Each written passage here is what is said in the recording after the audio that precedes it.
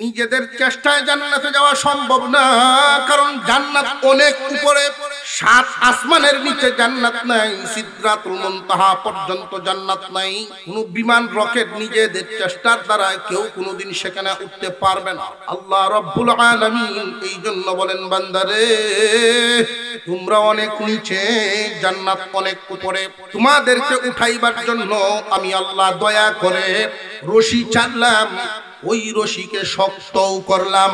শক্ত বলতে কুরআন নির্ভুল বানাইলাম। তামাম পৃথিবীর সমস্ত মানুষ মিলিয়াও কোরআনে কোনো ভুল বের করতে পারবো? আরো জোরে কোন আল্লাহ রাব্বুল আলামিন দয়া করে আমাদেরকে এমন এক নিয়ামত, এমন এক গ্রন্থ দান করেছেন যেই গ্রন্থে কোনো ভুল নাই। চিৎকার দিয়া বলেন আলহামদুলিল্লাহ। যেই কুরআনুল কারীম তেলাওয়াত করলে সওয়াব, পড়লেই সওয়াব, পড়লেই সওয়াব, এমন কি তাকায়া দেখলেও সওয়াব। 3টা জিনিস এমন আছে দুনিয়ার জমিনে দেখলেই সওয়াব। 1 নাম্বার কুরআনুল কারীম কেউ পড়তে জানে না, শুধু মহব্বতে তাকায়া দেখে, তবু তার আমলনামায় নেকি। সুবহানাল্লাহ। 2 নাম্বার খানে কাবা, আল্লাহর ঘর কাবা শরীফ একবার তাকাইলে তার উপরে 20 বার রহমত নাজিল।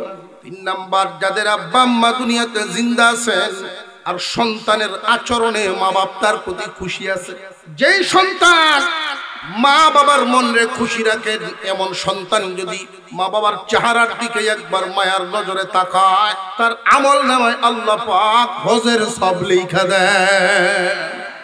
এই নিয়ামত যাদের দুনিয়াতে জিন্দা আছে, এই নিয়ামতের কদর করবা বাবারা। মা বাবা তো এমন দৌলতের নাম যার তুলনা অন্য জায়গায় মিলবে না। মা বাবার মন খুশি করা এত কঠিন কোনো বিষয় না। সন্তানের সামান্য আচরণেই মা বাপ খুশি হয়ে যায়। বাজার থেকে ব্যাগ ভরে মা বাপকে খুশি করার জন্য বাজার আনতে হয় না। সিজনের একটা ফল যদি পকেটে করে নিয়ে আসো, বাবার পছন্দের খাবারে খালি কলা লইয়া একটু ঘুরানো, এতেই মা বাবার মন খুশি হয়ে যায়। আল্লাহ পাক রব্বুল আলামিন কুরআনুল কারীমের বহু জায়গায় এই কথা উল্লেখ করেছেন, আল্লাহর পাওনার পরে মা বাবার পাওনা। আল্লাহর হুকুম মানার পরে প্রত্যেকটা মানুষের উপরে ফরজ, বিশেষ করে পুরুষ জাতিদের উপরে ফরজ মা বাবার হুকুম মানা। আল্লাহর হুকুমের পরে পুরুষ জাতিদের উপরে মা বাবার হুকুম মানা ফরজ, নারী জাতিদের উপরে স্বামীর হুকুম মানা ফরজ।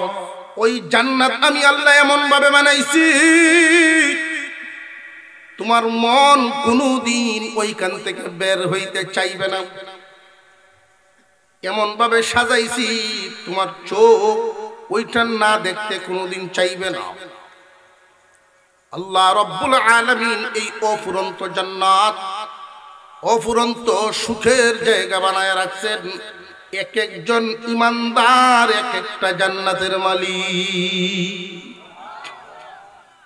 জান্নাতে যাইতে মন চায়নি, জান্নাতের সামনে আল্লাহ ঝর্ণা রাখছেন, 2টা ঝর্ণা। একটা ঝর্ণার পানি দিয়া গোসল দেওয়া হবে। গোসল দেওয়ার সাথে সাথেই বান্দার পরিবর্তন। এই বডি আর এই বডি থাকবে না, এই রং সুরত আর থাকবে না। প্রত্যেকটা মানুষের বডি হবে আদম আলাইহিস সালামের বডির মতো, 60 হাত, অর্থাৎ বর্তমানের 120 হাত। আগের হাত ছিল গজের মাপ। 120 হাত লম্বা এক একটা মানুষ, 14 হাত প্রশস্ত হবে। আপনিও আমিও আল্লাহ দিবেন বানায়া। গোসল দেওয়ার সাথে সাথে 120 হাত লম্বা হবে প্রত্যেকের বডি। ইউসুফ আলাইহিস সালামের চাইতেও সুন্দর হবে। দাউদ আলাইহিস সালামের কণ্ঠস্বর দেওয়া হবে। 33 বছরের যুবক বানায়া দেওয়া হবে। জান্নাতের ভিতরে ঢুকবে মানুষ, কি পরিমাণ নিয়ামত রাখছেন। দুনিয়া স্যাম্পল, আখিরাত গোডাউন। দুনিয়ার জমিনে আমরা দুধ পান করি কাপ দিয়া, হালাল পথে ইনকাম করে একজন গরিব মানুষ সারা দিন কাজ কাম করে কয় টাকা আর ইনকাম করে? সপ্তাহে 15 দিনে 1 মাসে যদি 1 লিটার দুধ করে আনে, সকল যে নিয়ে খাইলে 1 কাপের উপরে বন্টনে পড়ে না। মুখের মধ্যে মজা লাইগা থাকে, বলতেও পারে না পাইবে কই কম। আল্লাহ পাক রব্বুল আলামিন এই জন্য ফেরেশতাদেরকে বলেন, ফেরেশতারা রে, আমার বান্দাদেরকে আমি জান্নাতের ভিতরে যেই নিয়ামত দেব, কাপ দিয়া না, দুধের নদী বানায়া। তো নদী আর কাপে যেই পরিমাণ ব্যবধান, নিয়ামতের এই পরিমাণ ব্যবধান। সেই সুখের জান্নাত, সুখের জায়গায় যাওয়ার ইচ্ছা আমাদের আছে না নাই? যদি একবার কেউ ঢুকতে পারে, জীবনেও বের হবে না।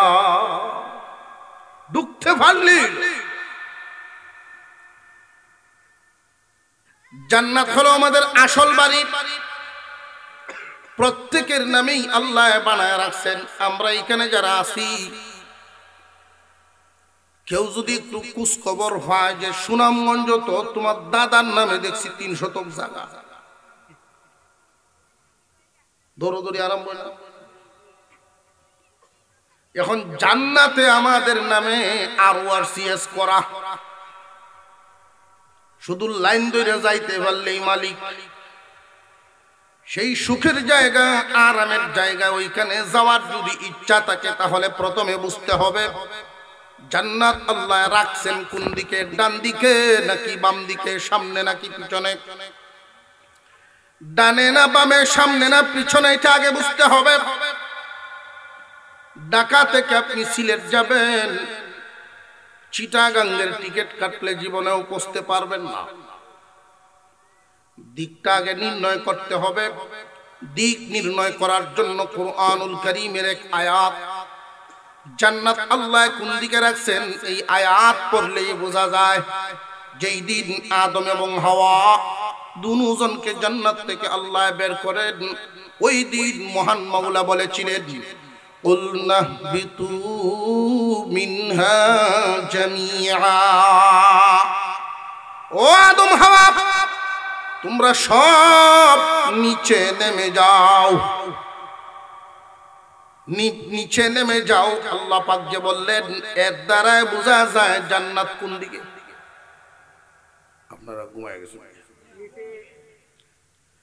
আল্লাহ যেহেতু বলছেন আদম হাওয়া তোমরা নিচে নেমে যাও, এর দ্বারাই বোঝা যায় জান্নাত হইল উপরে।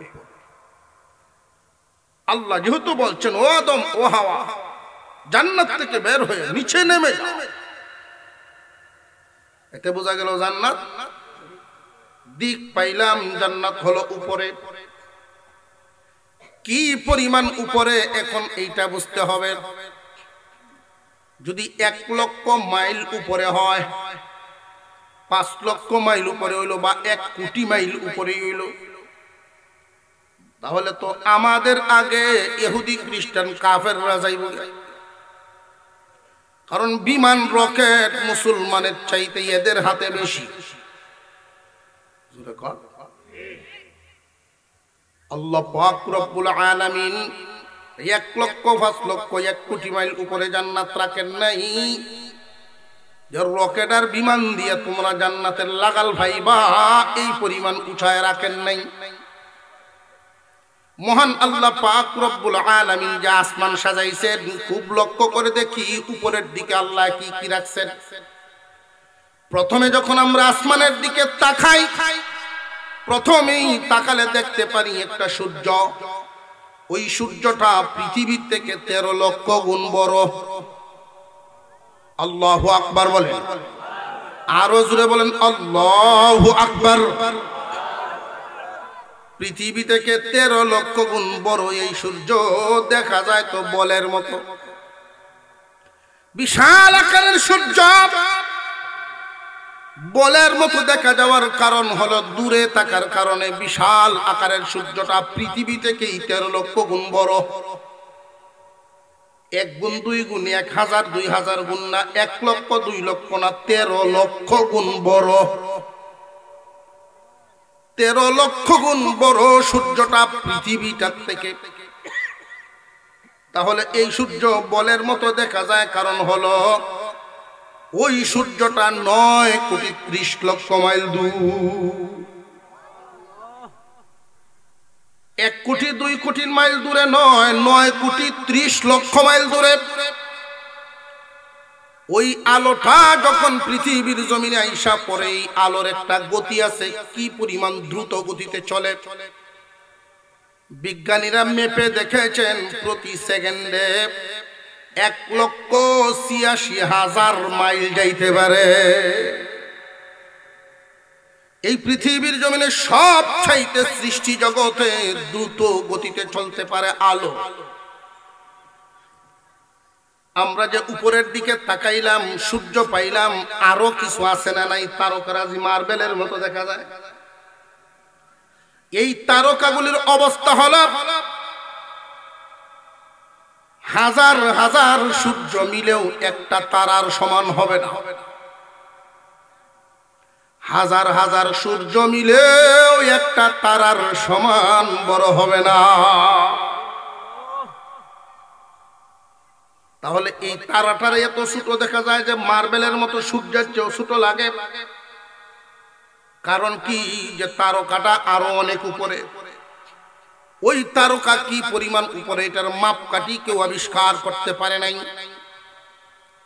আল্লাহর পয়গম্বর বলেছেন হাদিসে, এই জমিন থেকে যেই আসমান দেখা যায় এটা 500 বছরের রাস্তা। কয় বছর? 500 বছরের রাস্তা। কোন গতিতে আল্লাহর রাসূল সেটা বলেন নাই। যদি আলোর গতি সবচেয়ে দ্রুতগামী হয়, তাহলে আলোর গতিতে যদি কেউ যাইতে পারে 500 বছর লাগবে। প্রথম আসমানে যদি 500 বছর লাগে, কোন মানুষের দ্বারা ওইখানে যাওয়া কি সম্ভব? প্রথম আসমান পর্যন্তই সাধারণ একজন মানুষের দ্বারা ওইখানে যাওয়া সম্ভব না। কারণ রকেট বলেন, বিমান বলেন, ওইটা আলোর সমান গতি হবে না। কোন বিজ্ঞানী যদি কখনো এমন গতি সম্পন্ন আবিষ্কার করেও ফেলে, তবু আসমানে যেতে পারবে না। কারণ 500 বছর হায়াত কেউ পাইবে না। 500 বছর হায়াত নাই। আসমান কি আমাদের মাথার উপরে একটা? আসমান হলো 60টা। এই 60টা আসমান আল্লাহ বানাইছেন। এক একটা আসমান থেকে আর একটা আসমানের দূরত্ব 500 বছর। আর আসমানটা পুরো বানাইছেন আরো 500 বছর। একটা শূন্য স্থান আর একটা আসমান 1000 বছর হয়, 500 বছর। 60টা আসমান 60টা শূন্য স্থান, 7000 বছরের রাস্তা। জান্নাত কিন্তু এখনো আমরা পাই নাই খুঁজে। আল্লাহ আমাদের জন্য যে জান্নাত বানায়া রাখছে, জান্নাত এখনো খুঁজে পাই নাই। ওয়াতাসিমু বিহাবলিল্লাহি জামিআ। ও দুনিয়ার মানুষ, আল্লাহর রশিকে শক্ত করে ধরো। ওইখানে প্রশ্ন করেছিলাম, কয়টা মনে আসেনি? 1 নাম্বার, আল্লাহর রশিটা কি? 2 নাম্বার, রশি ধরার নিয়ম কি? 3 নাম্বারে, রশিটা ধরতে পারলে লাভটা কি? আমরা এখন বর্তমানে জান্নাত খুঁজতেছি যে আমাদের সুখের জায়গাটা কই। 7 আসমানের ভিতরে কিন্তু জান্নাত এখনো পাওয়া যায় নাই। এই জমিন থেকে 7ম আসমান যত দূর, ওইখান থেকে সিদরাতুল মুনতাহা আরো এত দূর। 14,000 বছরের রাস্তা গেলাম। এই 14,000 বছরের রাস্তার ভিতরে জান্নাত নাই, জান্নাত এর আরো উপরে। এই জন্য আল্লাহ বলেন, দুনিয়ার মানুষের রে, তোমাদের চেষ্টার দ্বারা জান্নাতে উঠতে পারবা না। রকেট বানাও, বিমান বানাও, যত কিছু দ্রুত গতির বানাও না কেন, এমনকি আলোর গতির যদি কিছু বানায় ফেলো, তবু জান্নাতে তোমাদের চেষ্টায় উঠতে পারবে না। তোমরা অনেক নিচে, জান্নাত অনেক উপরে। তোমরা অনেক নিচে, জান্নাত অনেক উপরে।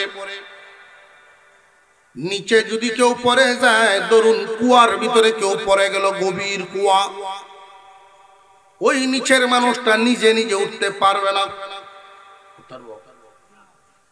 নিচের মানুষটারে যদি উপরে উঠানো লাগে, মোটামুটি 4 কাজের মাধ্যমে একটা নিচের মানুষকে উপরে উঠানো যায়।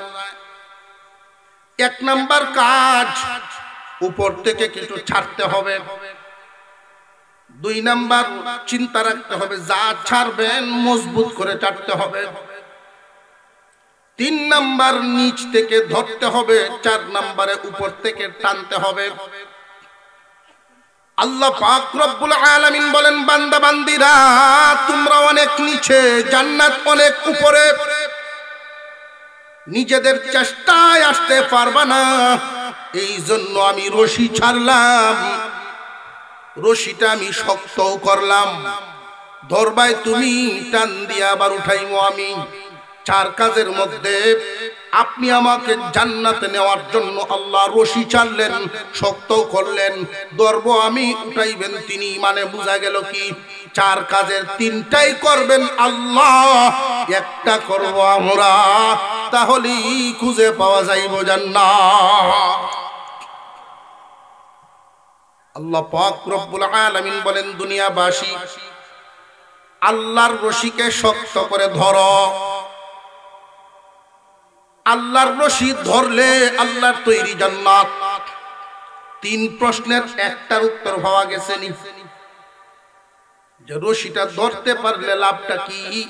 আল্লাহর তৈরি জান্নাত।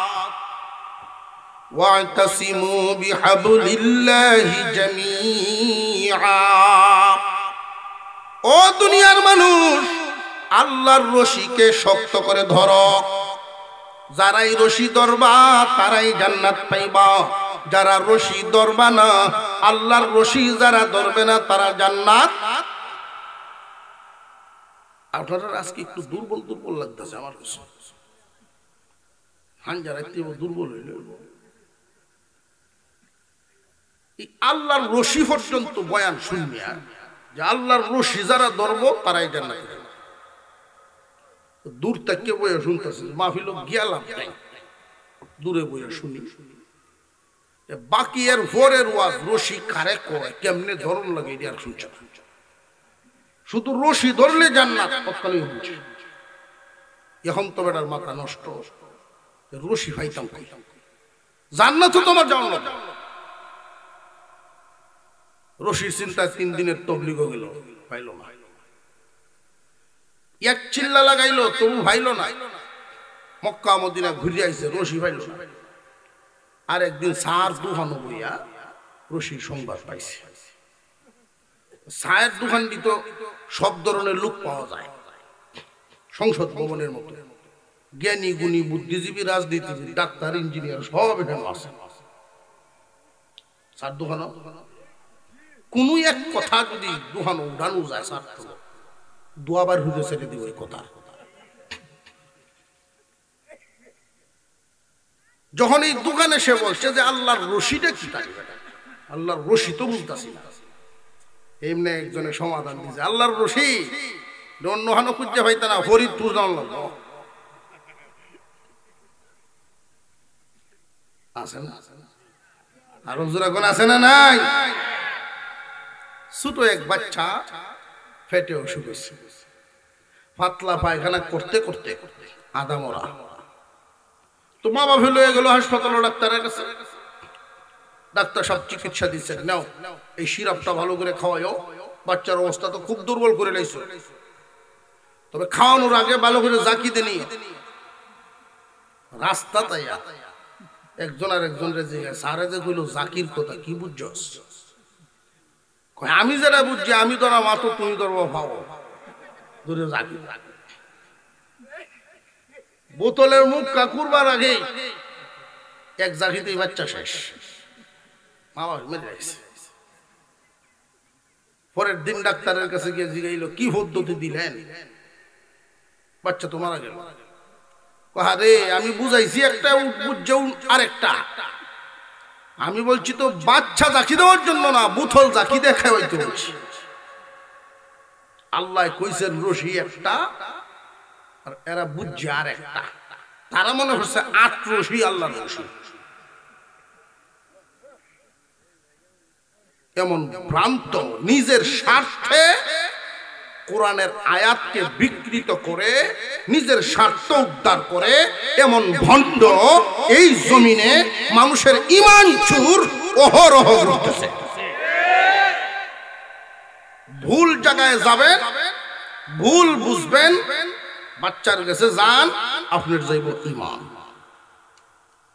খুব সাবধান, ঈমান বড় দামি এক দৌলত। এই দৌলত চুরি করার জন্য হামেশাই শয়তান আপনার পিছনে ঘুরতে আছে। ঈমানের দাম আপনি আমি না বুঝলেও শয়তান ঠিকই বুঝে। এই ঈমান যদি তার ভিতরে থাকে জান্নাতে সে চলে যাবে।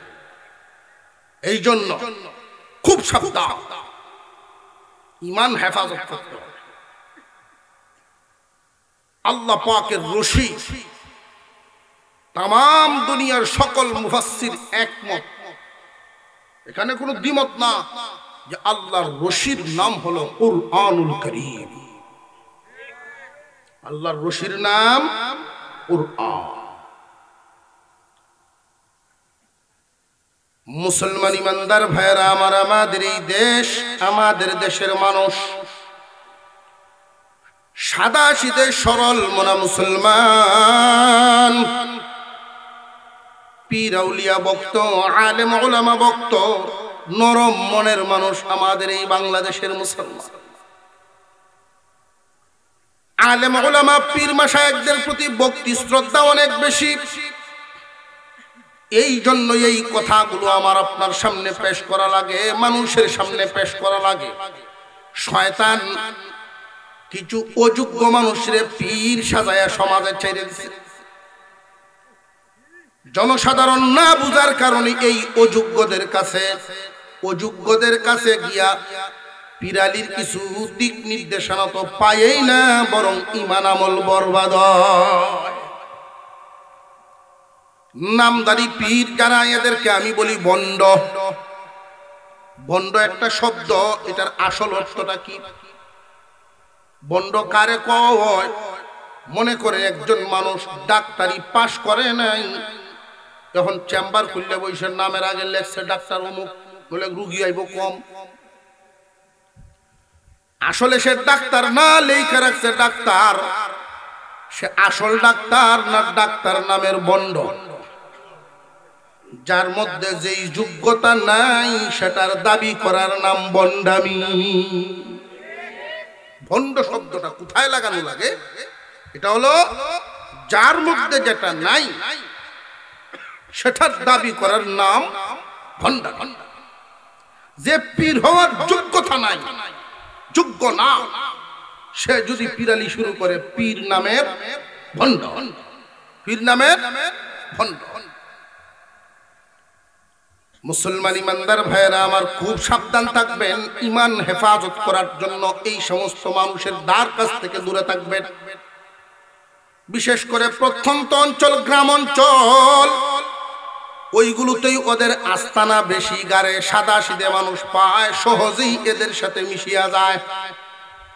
বন্ডভীরদের লক্ষ্য তাকে একটা, বন্ডদের লক্ষ্য একটাই, এরিদান মুরিদান বুড়োদান, এরিদান বুড়োদান মুরিদান।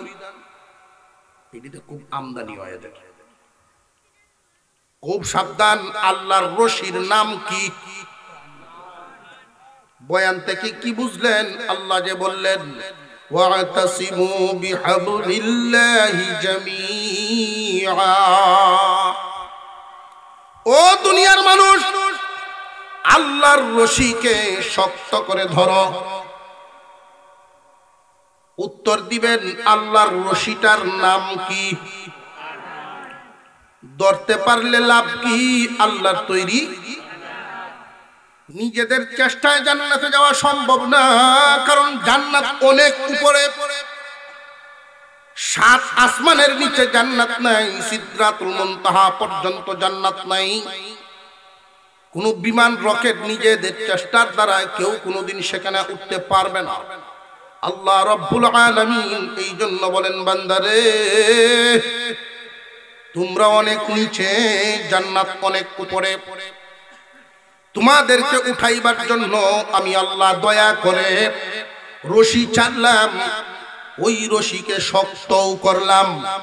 শক্ত বলতে কোরআন নির্ভুল বানাইলাম।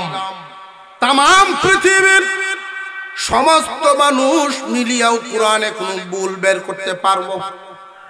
আরো জোরে কোন আল্লাহ রাব্বুল আলামিন দয়া করে আমাদেরকে এমন এক নিয়ামত, এমন এক গ্রন্থ দান করেছেন যেই গ্রন্থে কোনো ভুল নাই। চিৎকার দিয়া বলেন আলহামদুলিল্লাহ। যেই কুরআনুল কারীম তেলাওয়াত করলে সওয়াব, পড়লেই সওয়াব, পড়লেই সওয়াব, এমন কি তাকায়া দেখলেও সওয়াব। 3টা জিনিস এমন আছে দুনিয়ার জমিনে দেখলেই সওয়াব। 1 নাম্বার কুরআনুল কারীম। কেউ পড়তে জানে না, শুধু মহব্বতে তাকায়া দেখে, তবু তার আমলনামায় নেকি। জোরে কর না সুবহানাল্লাহ। 2 নাম্বার খানে কাবা, আল্লাহর ঘর কাবা শরীফ একবার তাকাইলে তার উপরে 20 বার রহমত নাজিল। 3 নাম্বার যাদের আব্বা আম্মা দুনিয়াতে জিন্দা আছেন আর সন্তানের আচরণে মা বাপ তার প্রতি খুশি আছে। যেই সন্তান মা বাবার মনে খুশি রাখেন, এমন সন্তান যদি মা বাবার চেহারার দিকে একবার মায়ার নজরে তাকায়, তার আমল নামায় আল্লাহ পাক হজের সব লিখা দেয়। এই নিয়ামত যাদের দুনিয়াতে জিন্দা আছে, এই নিয়ামতের কদর করবা বাবারা। মা বাবা তো এমন দৌলতের নাম যার তুলনা অন্য জায়গায় মিলবে না। মা বাবার মন খুশি করা এত কঠিন কোনো বিষয় না। সন্তানের সামান্য আচরণেই মা বাপ খুশি হয়ে যায়। বাজার থেকে ব্যাগ ভরে মা বাপকে খুশি করার জন্য বাজার আনতে হয় না। সিজনের একটা ফল যদি পকেটে করে নিয়ে আসো, বাবার পছন্দের খাবারে খালি কলা লইয়া একটু ঘুরানো, এতেই মা বাবার মন খুশি হয়ে যায়। আল্লাহ পাক রব্বুল আলামিন কুরআনুল কারীমের বহু জায়গায় এই কথা উল্লেখ করেছেন, আল্লাহর পাওনার পরে মা বাবার পাওনা। আল্লাহর হুকুম মানার পরে প্রত্যেকটা মানুষের উপরে ফরজ, বিশেষ করে পুরুষ জাতিদের উপরে ফরজ মা বাবার হুকুম মানা।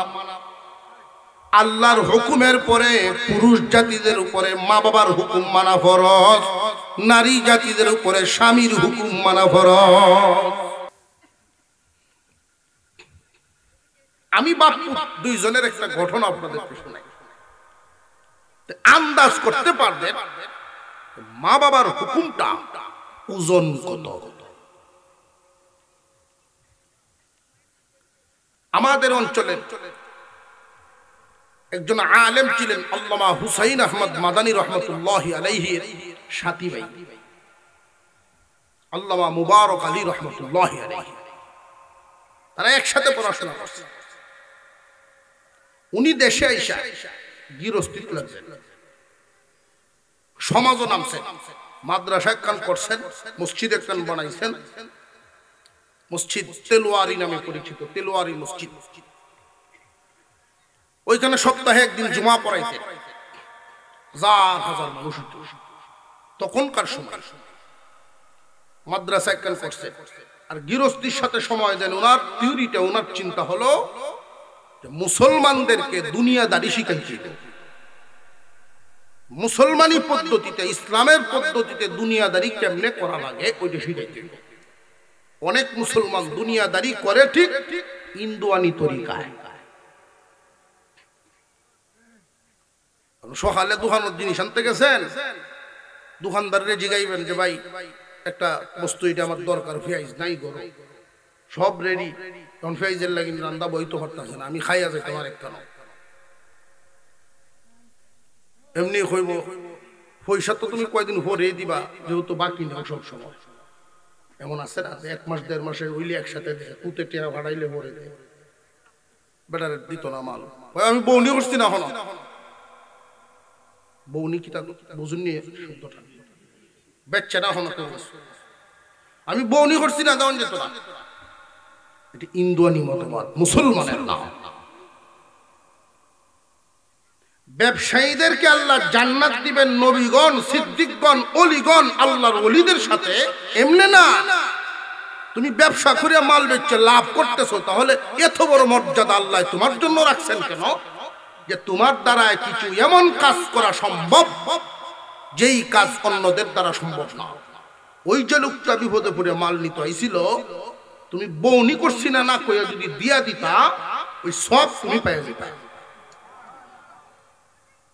ইন্দুয়ানি বহু তরিকা মুসলমানের জীবনযাপনের মধ্যে মিশিয়ে দিয়েছে। তো হুজুর এই জন্য সমাজে কাজ করতেন। উনার ছেলে মাইনুর ইসলাম আবুল কালাম নামে পরিচিত, উনারেও পাঠাইছেন দেওবন্দ। দৌড়া পাস করার পরে আরো 5 বছর রাখছেন আলেমুল আমাদের সহবতে, মদনী সাহেবের কাছেই পড়াশোনা করছেন। ছেলেকে ওইখান থেকে আইনে যেদিন বিয়ে করাইছে, বউ উঠায় আনছে বাসর রাত। তো ছেলে মৌলানা যে উনার এক অভ্যাস হইল পান খাওয়া। আলেমরা তো পান খাইতেই পারে, আলেমুল আমার তো ওলামাকা শান পান খাওয়া। বিশেষ করে সিলেটের উলামায়ে কেরাম তো বেশি খান। আগে তো আর এই জোরদার কোট্টর ফ্যাক্টরি আছে, এখন তো কত জাতের ফ্যাক্টরি বেরিয়েছে, হাকিমপুরি, মধুপুরি, স্বপ্নপুরি, কোন দিন যে রাজীবপুরি বাইরে, আমি এই চিন্তা করতেছি।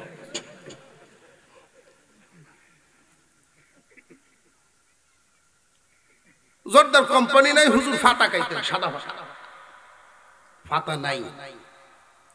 বিবি সব করো বাসর রাত, রাতের কি দাম আছে না নাই?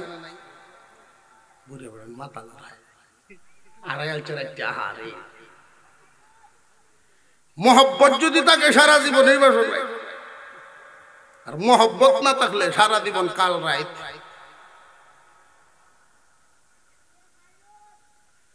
হুজুরের সাদা নাই, পাতা নাই, বিবি সবরে থইয়া উনি গেছেন বড় শাস্তি দিন তো ভাতা আনতো, পান না খাইলে মাথা ঠিক হতো না।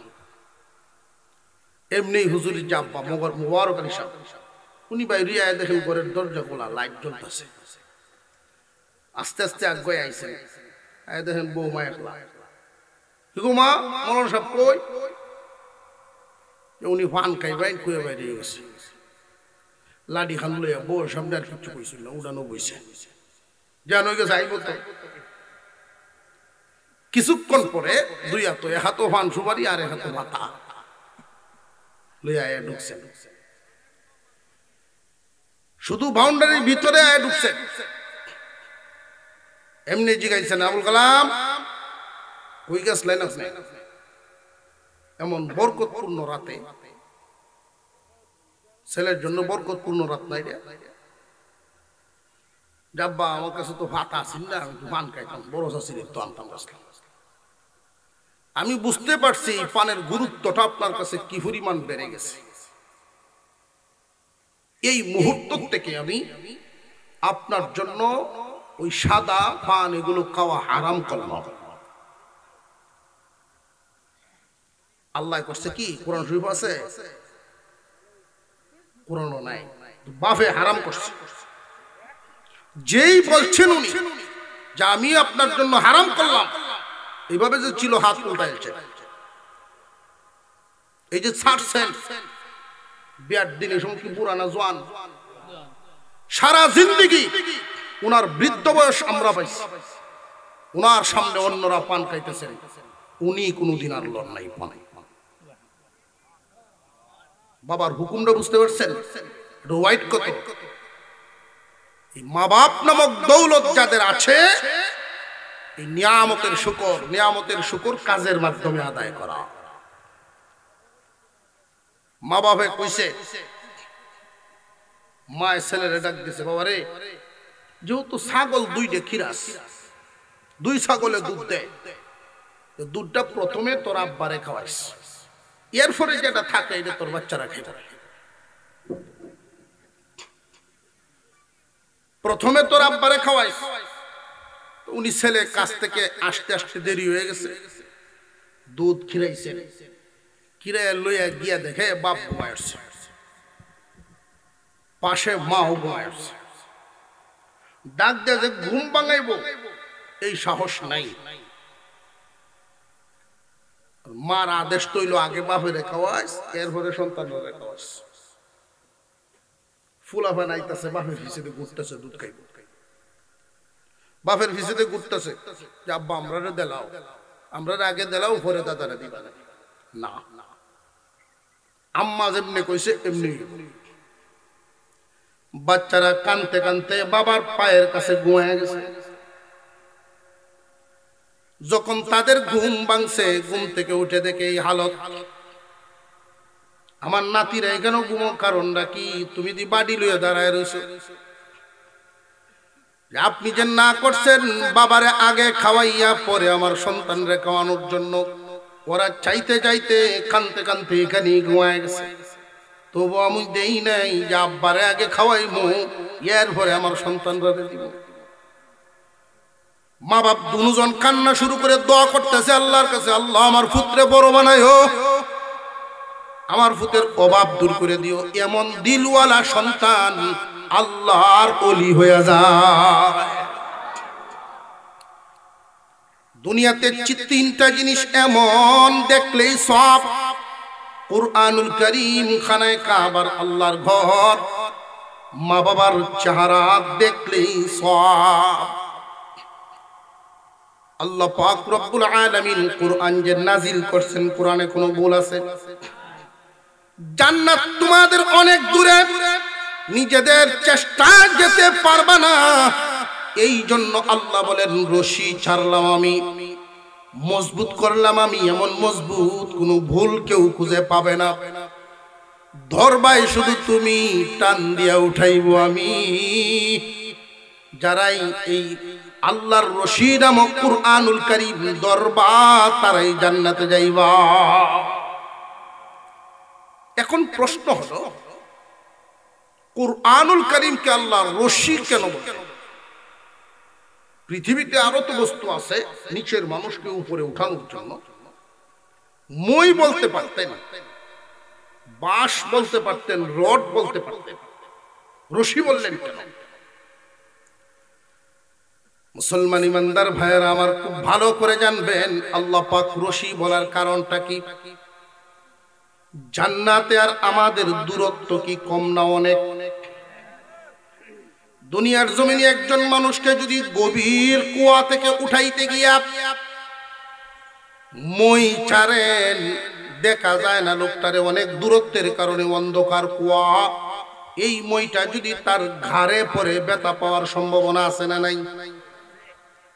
বাঁশ ছাড়লে, রড ছাড়লে তার গায়ে পড়ে আঘাত পাওয়ার সম্ভাবনা আছে না নাই? যদি কেউ রশি ছাড়ে, বাচ্চাও যদি হয়, তার মাথা ধরলে বহন করার ক্ষমতা আছে, বুড়া মানুষ হইলেও বহন করার ক্ষমতা আছে। আল্লাহ পাক বলেন দুনিয়াবাসী, কুরআনুল কারীমকে আমি রশির সাথে তুলনা দিলাম এই কারণে, কুরআনে এমন কোন বিধান নাই যেই বিধান বহন করার ক্ষমতা তোমাদের নাই। কুরআনুল কারীমের যত বিধি বিধান আল্লাহ তাআলা জানায় দিলেন, লা নুকাল্লিফু নাফসান ইল্লা উসআহা, এমন কোন বিধান নাই যেটা মানুষ বহন করতে পারবে না।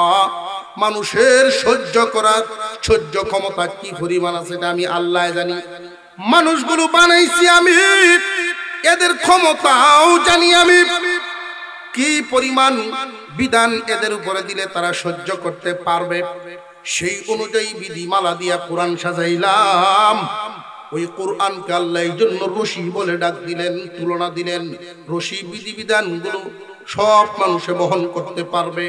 কোরআন নামক রশিকে যারা ধরবে তারাই জান্নাতের মালিক হইবে, জান্নাতে ঢুকতে পারবে।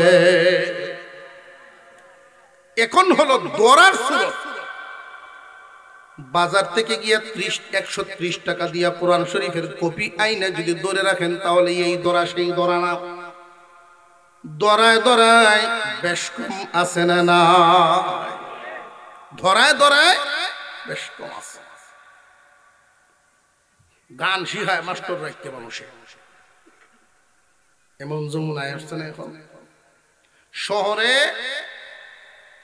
5000 বেতন, সপ্তাহে 3 দিন খালি গান টান টুনটা শিখাইব মুসলমানের সন্তান। আর কোরআন শরীফের শিক্ষক রাখছে, হাবের সাপ রাখছে, একদম সপ্তাহে 6 দিন পড়ায়, 500 বেতন। গানের দাম বেশি হইল না কোরআনের? গানের দাম বেশি। যেই জাতির কাছে কোরআনের দাম কমে যায়, আল্লাহর কাছে তার দাম কমে যায়। আপনাদের এলাকায় কুরআনুল কারীমের এই মাদ্রাসা এবং হুজুরের যে রিপোর্ট শুনলাম, শুনে খুব ভালো খুশি হইলাম মনে মনে, এই কারণে যে আপনাদের নজর মাদ্রাসার প্রতি অনেক দিন দিন মাদ্রাসার পদোন্নতি উন্নতি হইতেছে দিন দিন। এতে বোঝা গেল আপনাদের নেক নজর মাদ্রাসার প্রতি। আমার শায়খ ও মুর্শিদ তিনি বলেন, যে এলাকায় কোরআনের মাদ্রাসা হয় আর এলাকাবাসী মাদ্রাসার কদর করতেছে, বুঝে নিবা আল্লাহ ওই এলাকার মানুষগুলোকে বস্তাত ভরে জান্নাতে নিতে চান। কেমনে বস্তাত ভরে? কেমনে? ওরা কোনো না কোনো ভাবে আল্লাহর কোরআনের সাথে সম্পৃক্ত থাকবই। কুরআনুল কারীমের সাথে সম্পৃক্ত থাকার যে কয়েকটা সূরা হুজুর আকরাম সাল্লাল্লাহু আলাইহি ওয়াসাল্লাম বর্ণনা করেছেন হাদিসের মধ্যে, কুন আলিমান আও মুতাআল্লিমান আও মুঈনান আও মুহিব্বান ওয়ালা তাকুন খামিসান।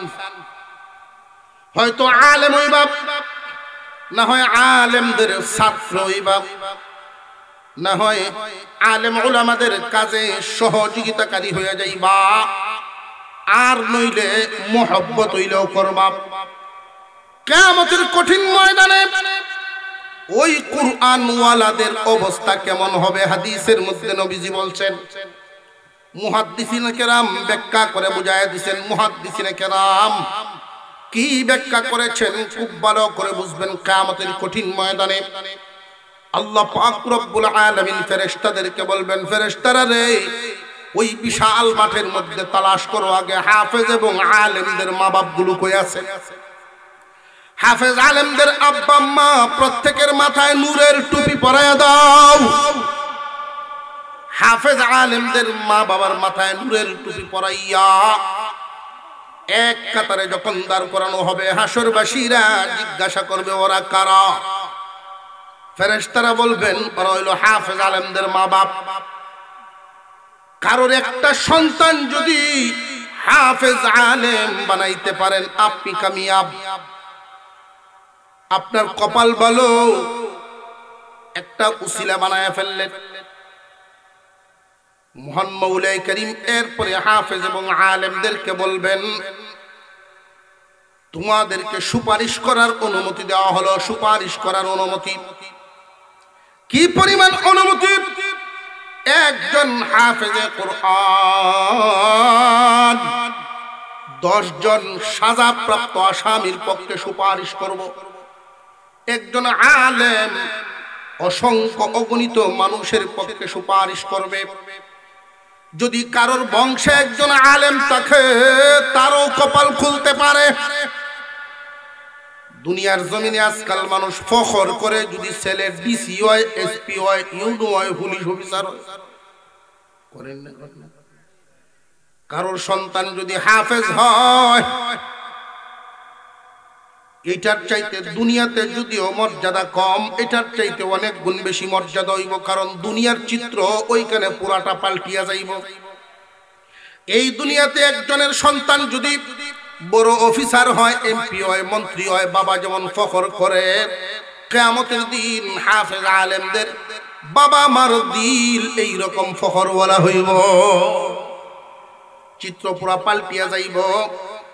দুনিয়াতে যেমন বড়দের সুপারিশ, এমপি, মন্ত্রী, চেয়ারম্যান, মেম্বার, তাদের সুপারিশের গ্রহণযোগ্যতা, আখিরাতে হাফেজ আলেমদের সুপারিশের গ্রহণযোগ্যতা হবে। জাহান্নামীকে ধরা হবে, ফেরেশতারা জিজ্ঞাসা করবে তোর বংশের মধ্যে কোনো আলেম আছে নি রে? সারা বংশের ভিতরে যদি কোনো আলেম থাকে আর সে যদি তোর জন্য সুপারিশ করে, এই উসিলায় আমি তোরে মাফ করে দিব। কুরআনুল কারীমের মাদ্রাসাগুলো এতটাই প্রয়োজন এবং উপকারী, এতটা উপকারী, ওই মাদ্রাসাগুলোতে যারা খানা খায় অবশ্যই তো এই এলাকার মানুষের খানা। মাদ্রাসায় যে পড়াশোনা হয় এটাও এই এলাকার মানুষের সহযোগিতায় হয়।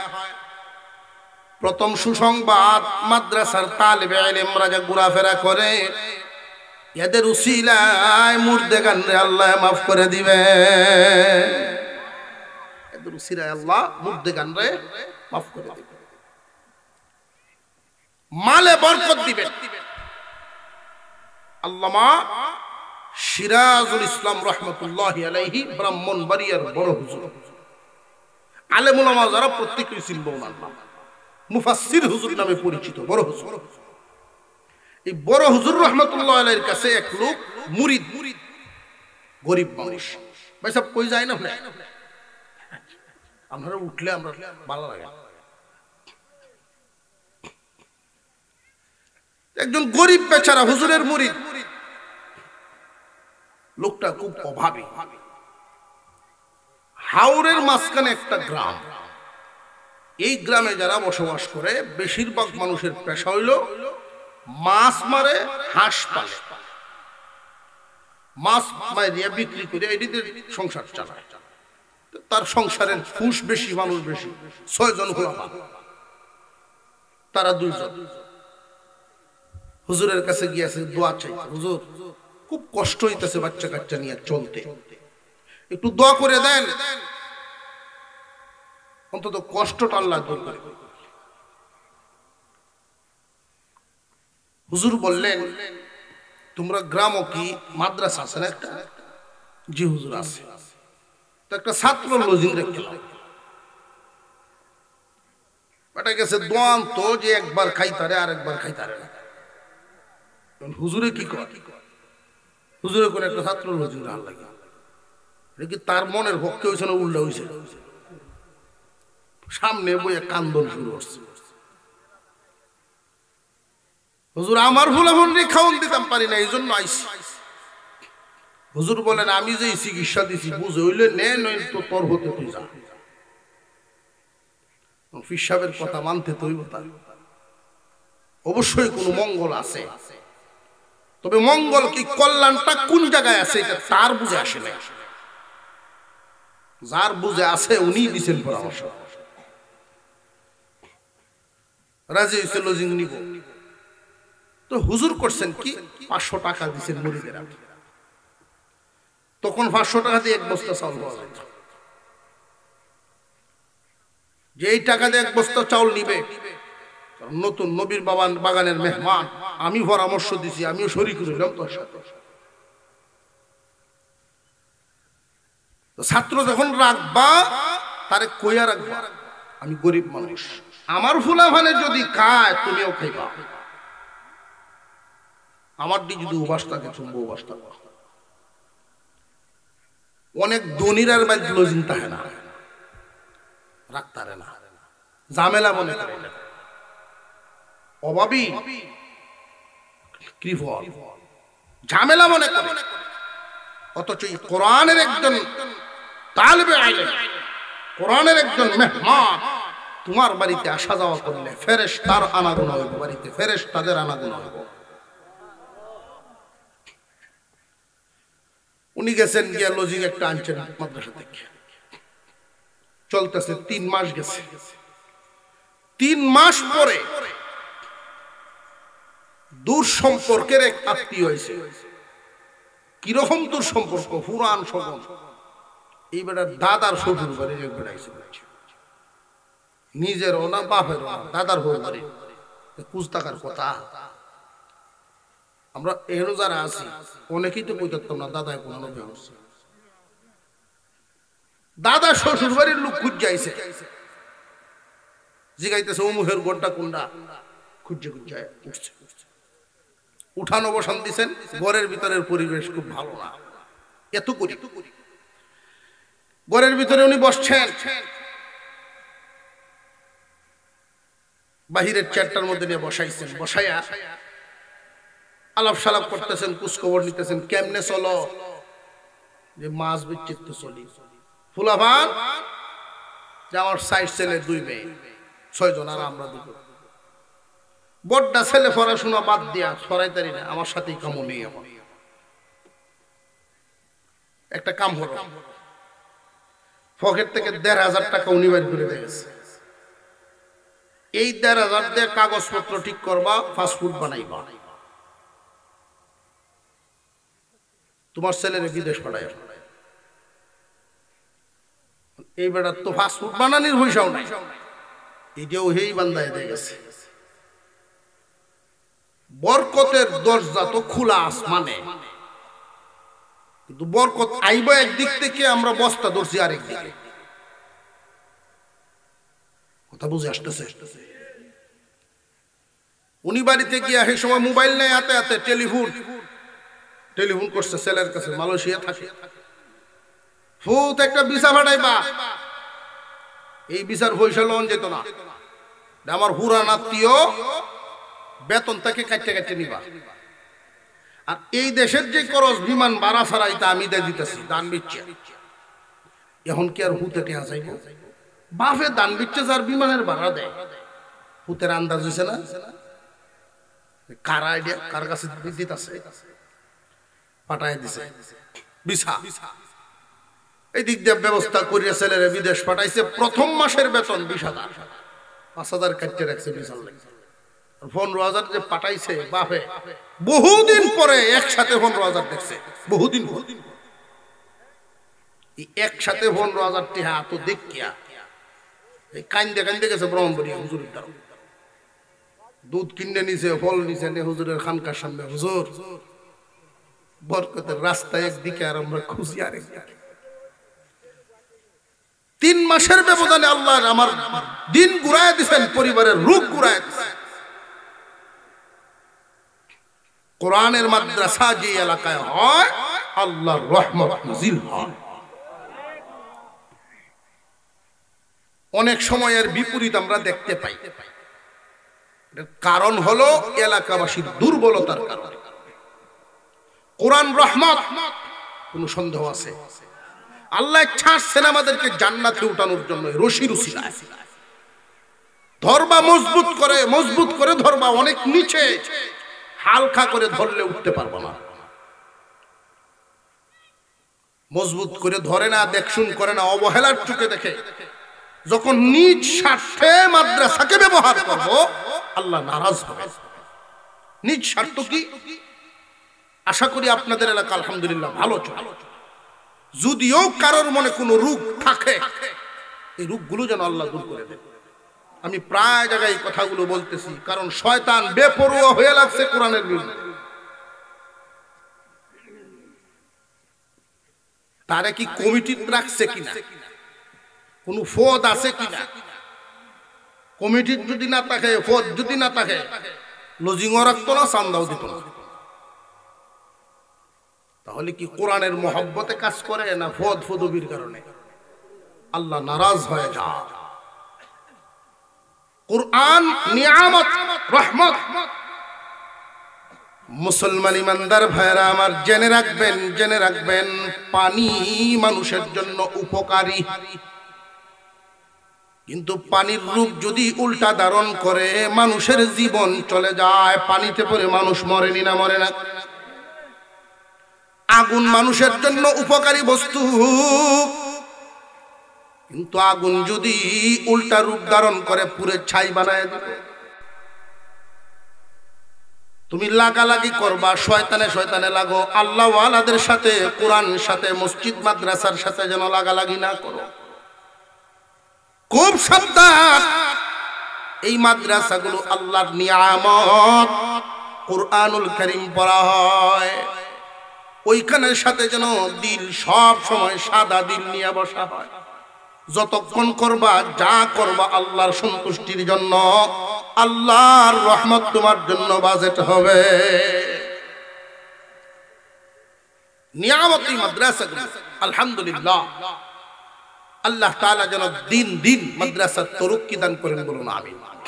আরো জোরে বলেন আমিন। আমরা একদিন ছিলাম না, 100 বছর আগের কেউ আছে, আগামী 100 বছর পরে কেন যারা আছে কেউ থাকবো, যা লয়ে যাওন লাগে সম্বল। এখন আল্লাহ তাআলা যারে যে পরিমাণ মাল দিছে, ওই মালটার কিছু অংশ নিজে, এই কিছু অংশ কোনটা, আমি যা খাইতে পারলাম, নিজে যা খাইতে পারলাম এটা আমার, আমি বুক করলাম। আর নিজে যা ফিনতে পারলাম, নিজের হাতে যা দান করতে পারলাম, নিজের হাতে যা দান করে গেলাম, এটা আমার। দম বেরোর সাথে সাথেই আমার থেকে মালটা পুরোপুরি আলাদা। মানুষ মরে গেলে নাম হইল লাশ,